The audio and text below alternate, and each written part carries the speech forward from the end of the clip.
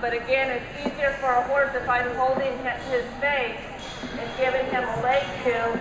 It's easier for him to think about that, getting off my leg without the bit. And then if you need it for showing, you can go back to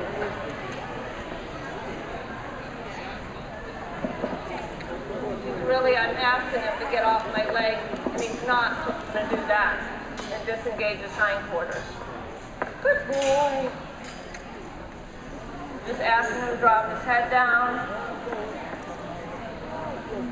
Watch where you're going, Yankee. Good.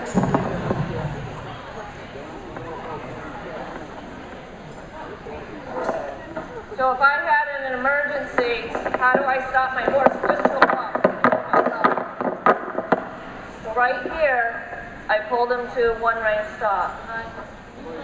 Okay, and I need to practice that, and he needs to practice that so he can duplicate that, because when the shit hits the fan, it's usually not in a walk. So you need to practice, like if you just do this, the horse can, if you're in your belly and you have nowhere to go. That's why you have to practice that you have energy, and now you're going to take all that energy out, exhale. Horse will know how to set up his hind end if you practice that. You're not going to tip him over. If you don't practice that, you might tip him. I've only pulled over one horse my whole life with a bit, grabbing down low, and it was slippery and he fell. But if you train that on your horse, that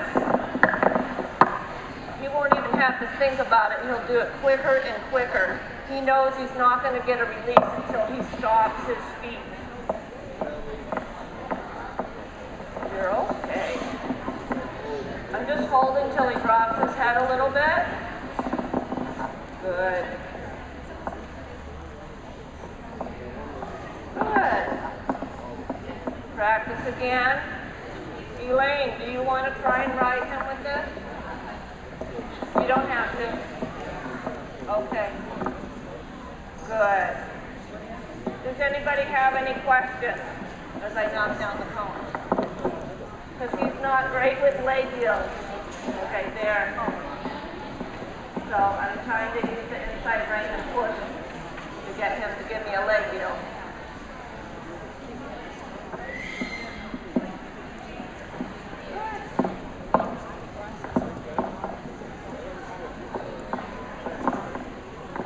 The little suspect of these banners on this direction.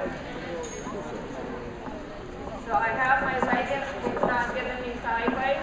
So I'm going to take him and move the hindquarters and say, hey, get off. And then ask him again. But, yeah. There, what, pressure with my leg or with the rein? There, when he did it when Elaine rode, it's the timing of the release. So at first, because they lifted their head before, the head should go up. What goes up must come down, and when he goes down, I'm going to release him.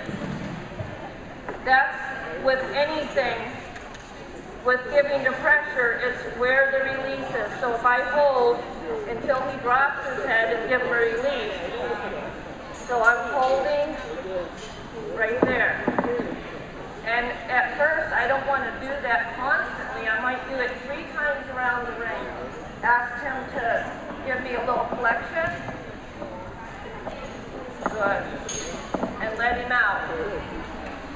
And then as every session that I have, I'll ask for a few more strides. So I'm going to hold and wait, and the minute he flexes, good boy.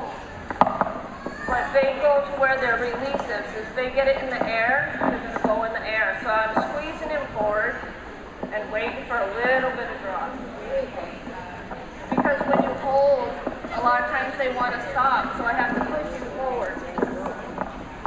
Push him forward and wait for a drop in his head. Good boy. Good boy. And of course you have to do that. You have to do that at a walk first.